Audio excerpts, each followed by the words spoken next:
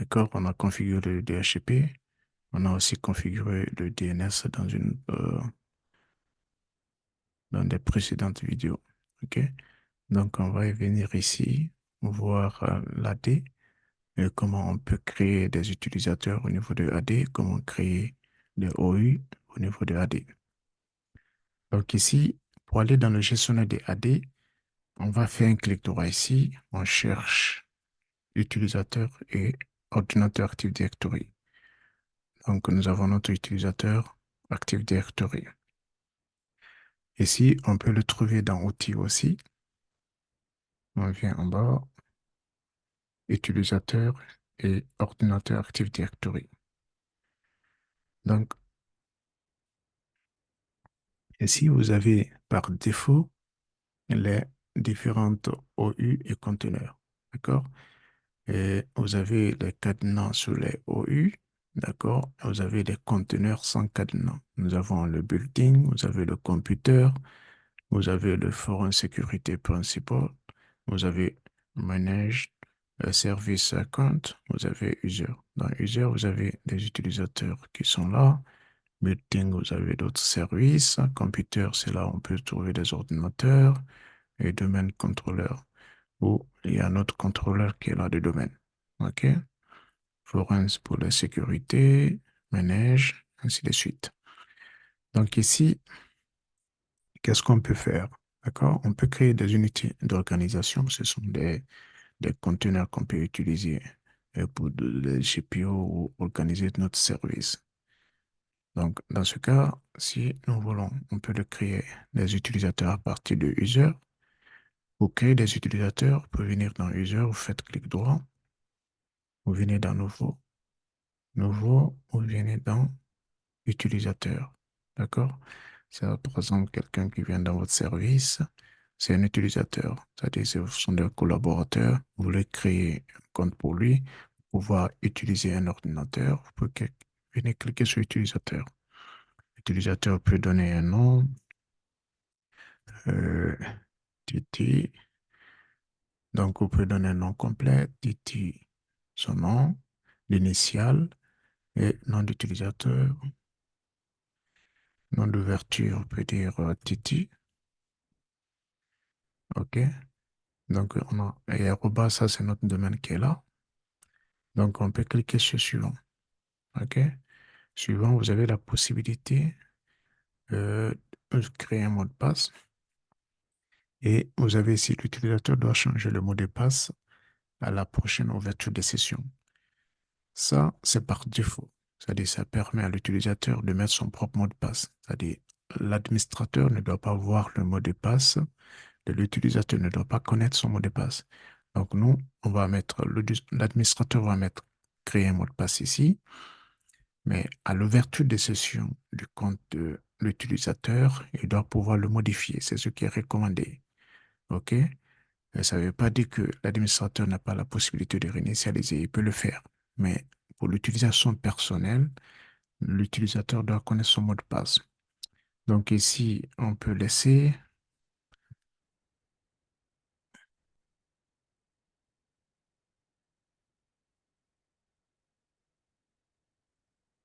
Maintenant, pour votre TP, si vous ne voulez pas euh, cocher ça, pour aller rapidement, on peut faire les deux là. Donc, pour ça, il faut aller décocher ça, cocher les deux. Donc, on fait suivant. Donc, il nous donne des informations ici pour la connexion. D'accord? matiti@yahoo.net. On fait terminer. Donc, l'utilisateur Titi est créé ici. OK? On a ici. Donc, on peut créer aussi des groupes d'utilisateurs.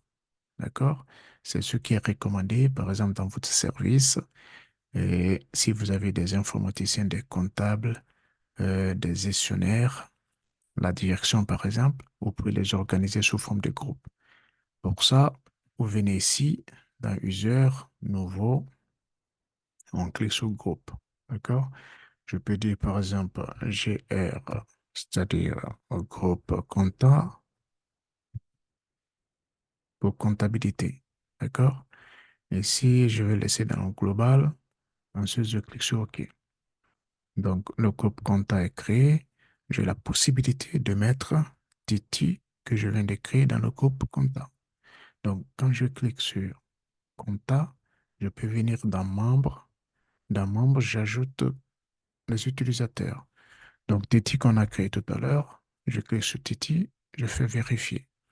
Donc, Titi est là, je vais l'ajouter. Donc, Titi fait partie maintenant du groupe compta. D'accord? Donc, toutes les autorisations que je vais appliquer dans ce groupe-là, le Titi va les avoir automatiquement. OK? Je clique sur OK, je ferme.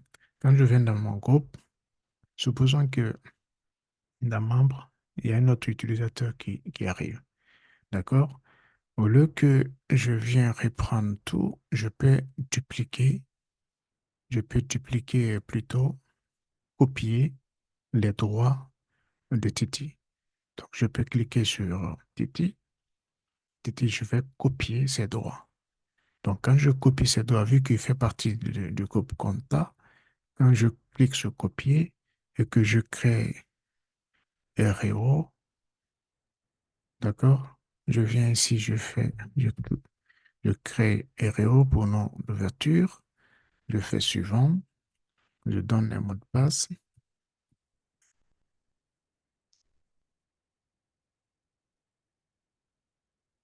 OK.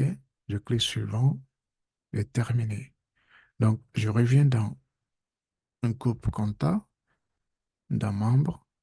Je vois que REO est automatiquement est créé ici. Parce que, qu'est-ce que j'ai fait? J'ai créé les privilèges de Titi. Vu que Titi faisait partie du groupe compta, il est automatiquement créé dedans. D'accord? Ça nous permet d'aller plus vite. Donc, quand on crée un utilisateur, tous ces droits, si on copie, tous ces droits seront attribués à l'utilisateur qui vient d'arriver. S'il y avait un autre groupe, par exemple le groupe de paye, de services paye ou ressources humaines, ça sera pareil. D'accord?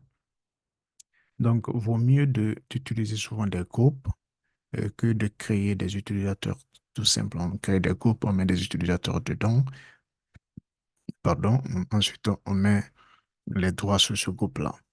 Et si on peut créer des unités d'organisation pour nous-mêmes, d'accord? Au lieu d'utiliser des OI, des unités d'organisation par défaut, on peut créer, organiser notre entreprise. Pour ça, on va se mettre ici. On peut faire clic droit sur notre domaine. On va venir ici, nouveau. On va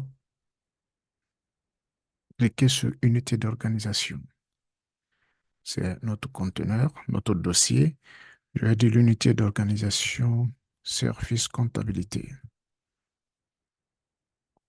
Comptabilité. Donc, je vais prendre un service, par exemple, base, d'accord, ou personnel. Avec personnel. Donc, donc ici, ça, c'est une protection pour ne pas qu'on supprime notre dossier accidentellement. D'accord? Donc, si on laisse souvent cocher ça dans les entreprises, et si pour ne pas que vous supprimiez le dossier. Donc, c'est possible de supprimer le dossier, mais il faut passer par d'autres procédures pour pouvoir le faire. Donc, on clique sur OK. Donc, l'OU est créé. Vous avez un petit cadenas dessus. D'accord? Personnel. Donc, dans personnel, je peux créer aussi des unités d'organisation dedans. Donc, je fais clic droit sur personnel. Ensuite, je viens sur unité d'organisation. Dedans, je peux mettre service comptable, par exemple, comptabilité. OK. Je clique sur OK. Ensuite, dedans, je peux créer d'autres services. Je viens dans nouveau encore, unité d'organisation, euh, service direction. OK. Je clique sur OK. Donc, dedans, je peux créer d'autres services, unité d'organisation. Je peux dire, par exemple, c'est pas service sécurité. Je fais OK. D'accord? Donc ici, dans personnel, j'ai créé des unités d'organisation, compta, direction, sécurité. Donc, dedans, je peux créer des utilisateurs. Créer des utilisateurs qui travaillent dans le service comptable. Je peux faire un clic droit dessus. Dans Nouveau, je viens créer un utilisateur. Donc, je peux donner Pilot, par exemple. C'est un nom. Je crée Pilot et nom d'ouverture Pilot. Je crée l'ex suivant. Je crée un mot de passe. OK, OK. On fait le suivant. Donc, là, c'est terminé. D'accord? Vous avez Pilot ici. Vous pouvez faire pour les autres services, ainsi de suite. Donc, je vais arrêter la vidéo ici. Donc, pour une prochaine vidéo, on va essayer de mettre en place un ordinateur Windows 10. On va le mettre dans le domaine. On va le configurer. On va tester les utilisateurs qu'on a créés ici. D'accord? Donc, merci de votre attention et à bientôt.